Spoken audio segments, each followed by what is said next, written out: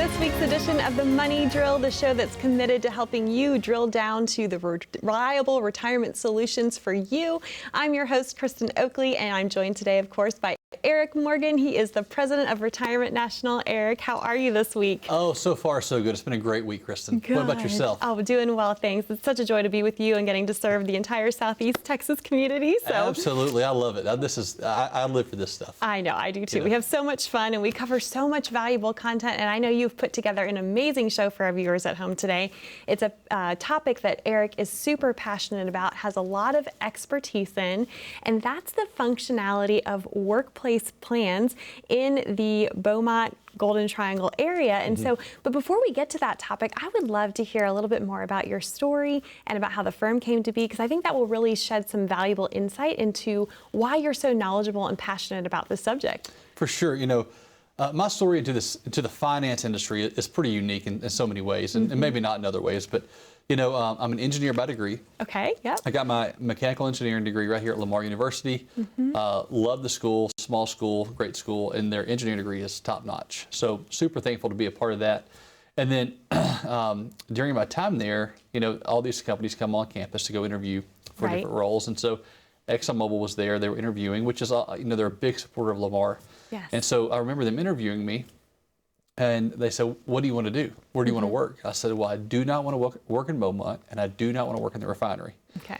The next day, I had an offer in Beaumont at the refinery. So it's like, I guess I maybe should have said I want to work in Alaska. I don't want to work in Alaska. You know, like maybe they would have shifted me somewhere else. But all that to say is, like, it's been a great experience. So after school, I interned with Exxon for 2 years. Okay. And I went full time with them after graduation. It was a great experience. ExxonMobil is a hard company to work for in so many ways. But the hard from the perspective of they push you, they make you grow, they expand you, they stretch you, right? Which is super needed in, you know, young engineers, young professionals. Right. And so they give you so much great exposure to so many things. So after my tenure there for a little while, I left there because I wanted to go explore what they call the 980 work schedule, right? Every other Friday you're off. ExxonMobil did not offer that deal. And so I went to Shell, and I spent a few more years at Shell. Really enjoyed my time there. Love the people I work with. Also, big company, grew you a lot. Had a lot of exposure to different things, from business risk to mergers and acquisitions in terms of on the pipeline development side. And so really enjoyed those types of things. And then something happened, you know, for me, it was really tragic. I had 2 kids, you know, my youngest son, or at the time, my youngest son, was born. I was in the middle of what they call a turnaround, which is where the plant is shut down and 24 hours a day they're working. So I got to go be there for the birth. I slept at the hospital that night, and I was back at the plant the next morning working, in which I loved the work. Like I say, it was enjoyable. But between just my time away from the children, I mean, I was living in the same house every night. It's not like I was working away. Right. There'd be 2 or 3 nights a week. I really had no time with my kids because I would go to work at 5 a.m. I'd get home 5, 6 o'clock in the afternoon. Right. And so they go to bed. They were young at the time, so they went to bed even earlier than what they do now. So I didn't get to see them. And then that, coupled with our church activities, we're very involved with our church. I just didn't have that time with them. So that started weighing on me. That, coupled with, you know, my mom, I watched her. She was real sick for a long time. She ended up passing away at a young age of 52, which is super young. You know, I mean, you can't plan for those things necessarily, and people never think they're going to die that young or even younger than that. So, but she passed away 3 weeks after my dad's retirement. Wow. So me not seeing my kids, my dad retiring, my mom passing away. So everything he knew for 35, 40 years was gone, right? All of his, you know, his work, his wife, you know. Everything he had planned for, what they had dreamed for their was golden gone, years, you know. right? And we knew she was sick. We knew she was going to pass, but we thought we might have a little bit more time with her, you know. And so kind of what got me into this is after that, you know, my dad actually didn't even meet with a financial advisor before he retired. He just had this pension at his workplace. He had a 401k, and he goes, well, we'll figure it out. So he retires. I said, hey, go see Clark, which is my partner now. Okay. So go see Clark, talk to him. And so I got to observe what Clark did for my dad and just walk him through the process of, you know, grieving, new to retirement. How do you couple those two together? What does that look like? You know, so much transition at once. So much transition at once, you know, and so he really was able to walk him through that. And it really allowed me an opportunity to say, that's what I want to go do. I want to take the gifts and the skills that the Lord's grown in me here at these places and my passion to help people and go serve people like my mom and dad. So that's how I got into this industry. Wow. And I, obviously, I wish I would have done this sooner, but I know that God had the plan of timing. I think if I would have got into this industry coming right out of college, I would not be near as compassionate, near as understanding. I wouldn't have the real world experience. But because of all those things and working for both Exxon and then for Shell or Motiva, I have a very intimate knowledge of those two plants specifically. Right. And then also I learned how to ask lots of questions as an employee of those plants. And so that's how I started gaining my knowledge of those plants. And then that coupled with, now just being in the field, having lots of retirees from those two facilities to Chevron, to Valero, to Total, I understand those plans very intricately. For sure, from the inside out. And I love your story, the fact that God never lets anything go to waste, That's right. Like he strings together these plans and now that has built you into the person you are today that's able to serve people on a real intimate level because you have that knowledge. That's awesome. Yeah, super thankful for it. God's provision is always better than ours. And so his timing is always better than ours. And so while I would have liked it sooner, his timing was perfect in that. Absolutely. Well, thank you so much for sharing that story. Sure. I know our viewers at home appreciate having that insight into you and into your firm. And so I'm sure with these pension plans, obviously there's options. Right. And probably the biggest question on most folks' mind is, okay, so when it's come time for me to take my pension, do I take it in a lump sum situation or do I take it in annuity? So let's start with that. I know there's tons to unpack, so take it away for us. That is a lot, and so I think there's no one size fits all for anybody, okay? What works for one might not work for the other, and it all really depends on the situation and the personal circumstances, okay? You take most companies around here, so ExxonMobil or Shell or Chevron pension, okay? And you evaluate the lump sum. You say, well, that lump sum is worth, say, $800,000. Okay. Okay. Well, most of the folks are married with a spouse. And some of them aren't, but either way, so you have this lump sum of $800,000, and say the 100% joint and survivor annuity is $2,900 a month. Okay. So $800,000 today in lump sum, or $2,900 a month, which is roughly $35,000 a year of income. Right. So a lot of people, whenever you sit them down and you say, "What do you want to do?" They say, "Well, in some ways I want the lump sum, but then can my $800,000 yield that 4.3% that this is giving me, the $35,000 a year?" Right. And I said, well, you have to think about it slightly different, okay? Because if you take the $35,000 and divide 800,000 by that, it would take 22 years, Kristen, for you to ever get to their money.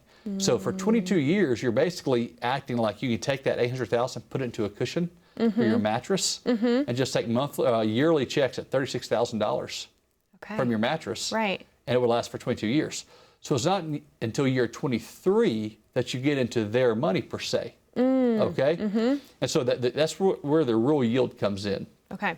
Okay, so, but now the thing is, there's no guarantee that the company's going to be around to fund it at that point, right? I mean, so many things can happen in the current environment we have. We're going more green focused in terms of energy resources, and how does that affect the current landscape of the big oil and gas companies specifically? It's what we deal with, primarily in Southeast Texas. Absolutely. How does that affect them? How will that affect them? Who knows really? But there's options. Possibly take the annuity though. You might want that security of knowing, no matter what the market does, at least for a period of time, I'm going to get that monthly payment. Right. I don't have to worry about that. It's mailbox money. It's a mailbox money, come every month, right? And then, the downside of that is, though, you have to think through. It's like, well, if my wife and I pass away in a car wreck today, right? I've been retired for 3 years. We'll say a day. I've been retired for a day. I literally leave, go on vacation, and we pass away in a car accident. That $800,000 lump sum that I could have gotten, my kids cannot get access to now. Right. Okay, right. so how do you mitigate that? Because so many people, their biggest concern with that is, I want to make sure I'm leaving something for my children, if possible. Right. And so one of the things you can look at is, well, could we do a life insurance policy? If you feel more comfortable with the annuity, which is that's a personal preference, we give them, we give them the math.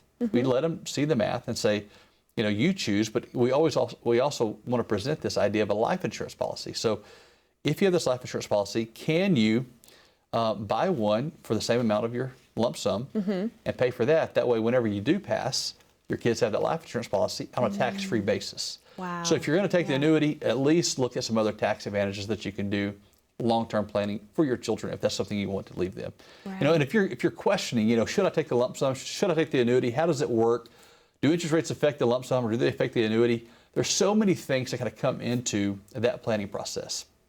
And my team and I were very well versed in that. We do this for folks from Exxon to Chevron to Valero, everyone that we've looked at, right? We look at those things and we understand their plans. Let us take time to evaluate your plan, to see what you're going to do. What is best for you? What is best for you might not be best for your colleague, right? Or vice versa. Come in to see us, complimentary review of that plan, and let us give you our feedback. Wonderful. Erik, thank you so much. To our viewers at home, we're going to take a quick commercial break, but we encourage you, take advantage of this opportunity to call Erik, come in and sit down and meet with him and his team, have this complimentary, no cost, no charge, no obligation, invitation to have a conversation, to sit down, and maybe you have specific questions about your pension plan and what options you should take. Simply pick up the phone and call 866-688-2591. You're also welcome to take out your smartphone and you can simply scan that QR code that's in the bottom right-hand corner of your screen. That will take you over to a landing page and allow you to set up your appointment that way as well. We have so much more to cover on this important topic, so stay with us. We'll see you right after this.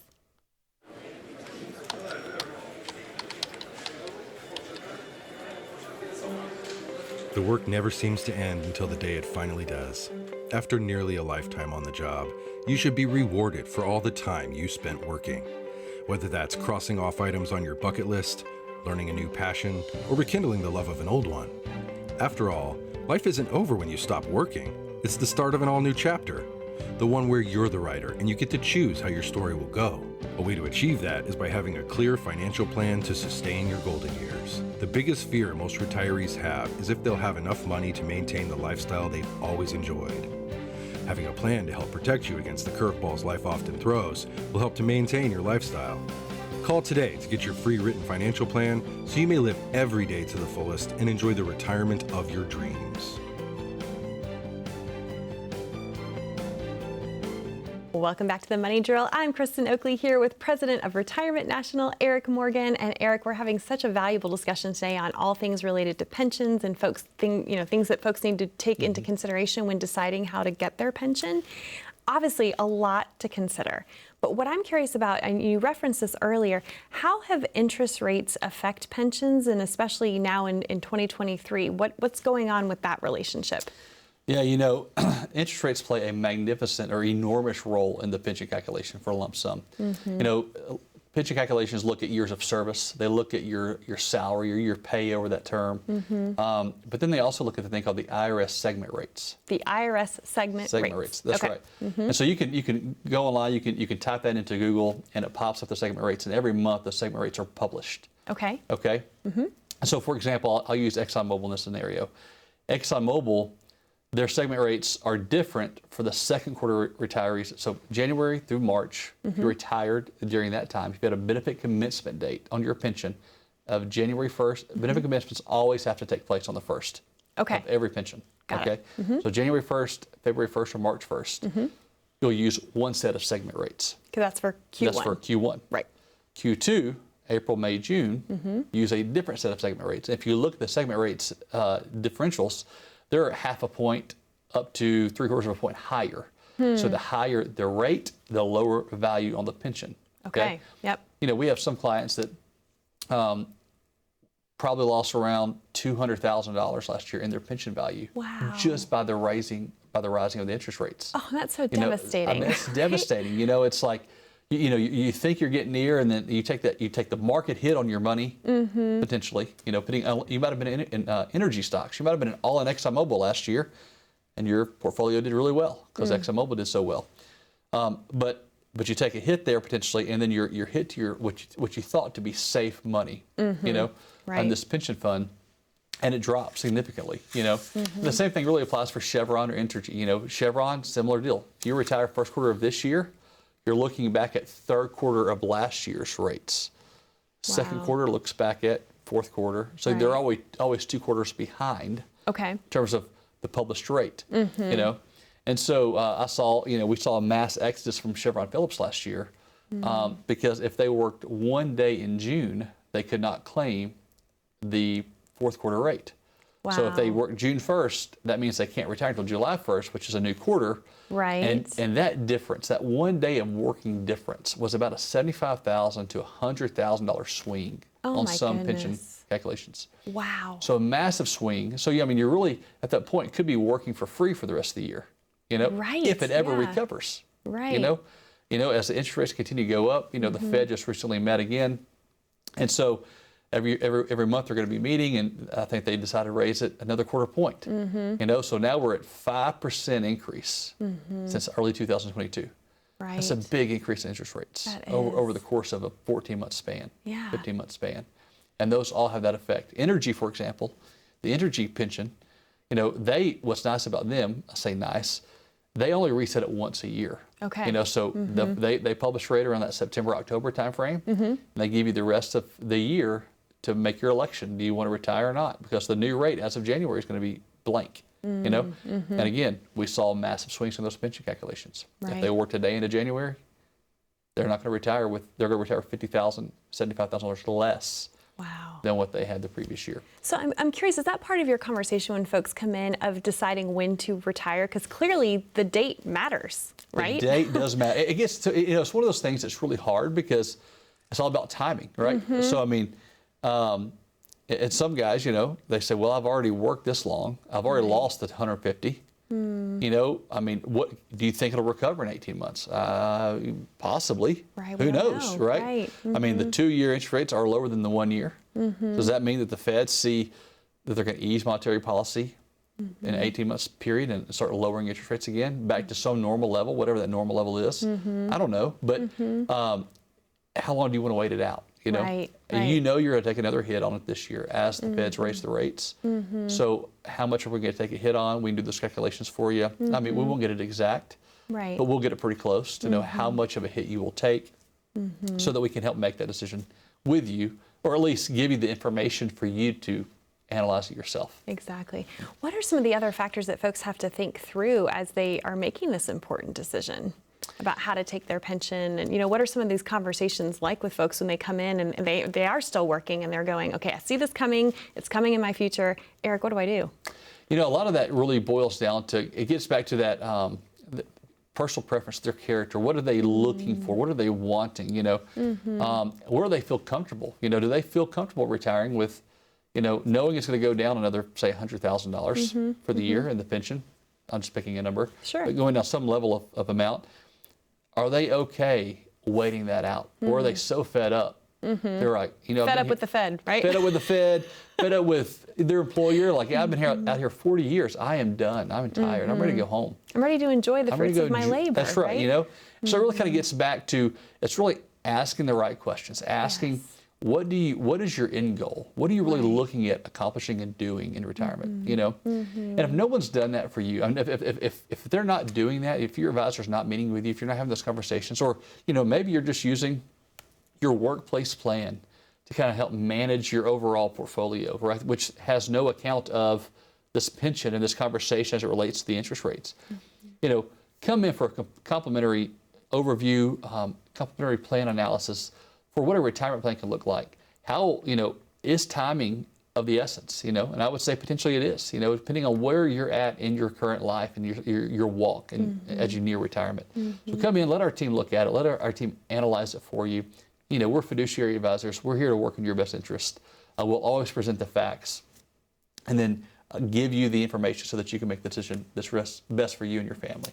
Erik, thank you so much. To our viewers at home, again, we encourage you to take advantage of this opportunity to come in and figure out what your options are for your unique individual financial situation. We are going to take a quick commercial break, so we encourage you. This is a great opportunity. Just pick up the phone and call the number on the bottom of your screen, 866-688-2591. Or again, you're welcome to take your smartphone, scan that QR code to set up your appointment to come in and meet with Erik and his team to discuss your options on this important subject and all things that affect your financial life.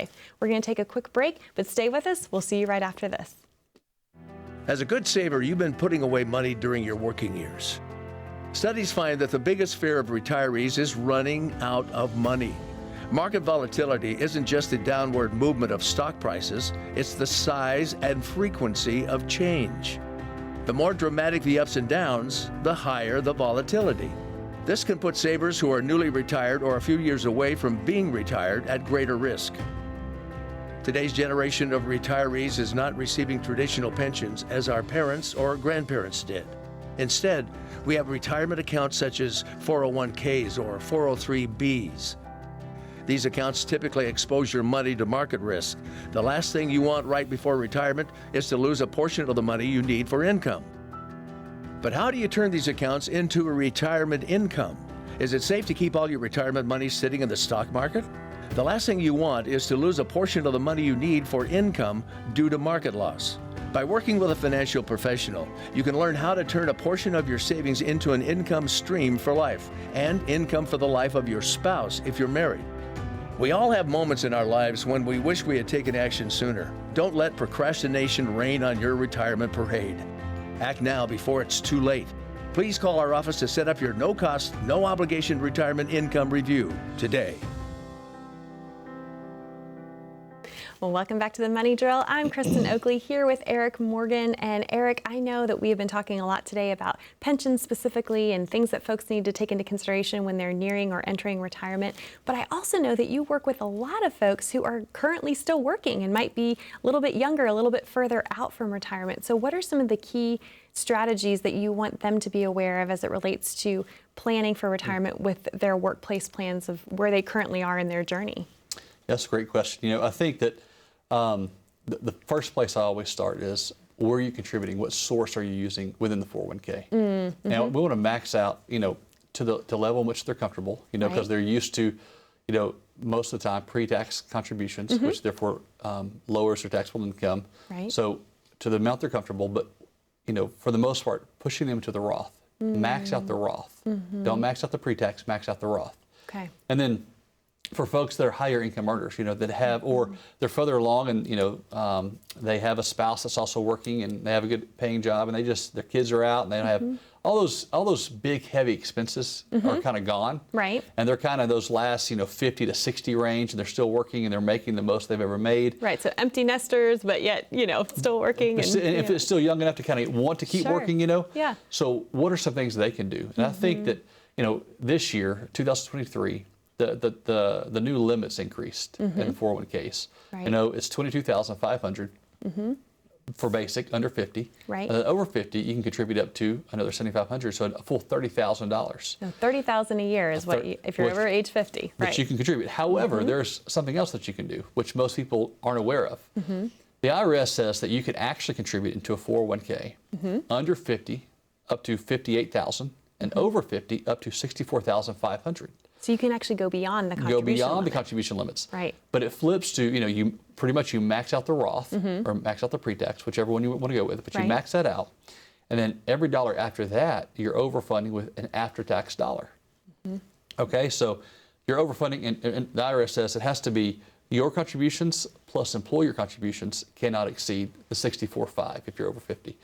So you overfund those things and the after-tax dollars.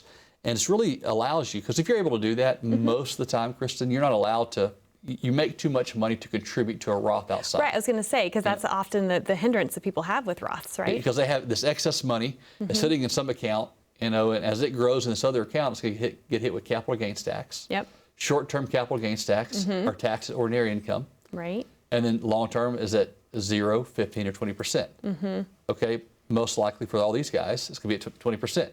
That has the availability to do this. Right. So you can save it in your 401k. Instead, put it into a after-tax source within the 401k up to the $64,500. And then ExxonMobil, Chevron, Shell, Total, all those guys, they allow you to do what I call it a mega backdoor Roth. A mega backdoor Roth. That's a mouthful. That's a lot, right?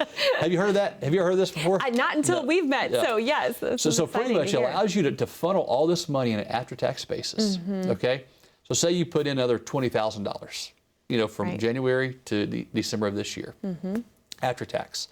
Then you can call your employer and say, okay, I have this after-tax basis, and say the market goes up 10%, so you get $22,000. You have $2,000 of gain. you can actually pull money out of your 401k, and that after-tax source can be converted to a Roth. Okay. So you're backdoor converting this dollar that you make too much money to contribute to a Roth outside of your 401. So now I can contribute on the backside of a Roth by converting this dollar. Right. And the $2,000 in gain will go to what they call the pre-tax account, and the 20,000 basis goes to the Roth. So now I've super funded a Roth, right? More than the normal contribution limits. So I'm putting in Roth into my 401k. That's after-tax dollar, and that's why it's so advantageous to do this year after year, because your basis stays low and the gain stays low, right? Or your basis stays the same relative to the gain. Right. And so you don't have a big gain, so you can kind of push that over. But it's such a big deal. You know, I have my brother-in-law's doing this right now. You know, he's a younger guy, but he's made good income, made wise decisions, and so we're pretty much overfunding his 401k to the max limits for him. Okay. And they're living on after-tax dollars that we've converted in the past. Wow. So that he can super fund these Roth ideas, right? So that whenever he does retire, you know, in 20 years, I mean, he's a young guy, 20, 30 years, he'll have all this Roth money at a tax-free basis for retirement income. And, you know, and I think that's so important. If you're out there working, there are so many options out there that I would love to sit down with you. I would love for you to meet with my team and for us to walk through. I mean, my team, there's no way I could do this without them. I'm so thankful for them. But sit down with us. Let us walk through all these different options for you. I mean, there's so many things that you might not know, right? And I know a lot of these folks are do-it-yourselfers, you know, so they don't really like help, you know, but that's okay too. We can expose those areas of gaps where we can still provide value to you. And so come in to see us for complimentary review, complimentary analysis to see how we can help you prepare for a more tax-efficient retirement strategy as you get older. So come in and see us. Absolutely. Erik, thank you so much. What a valuable show and valuable strategies. We hope you've been taking lots of notes because you covered a lot of good ground today.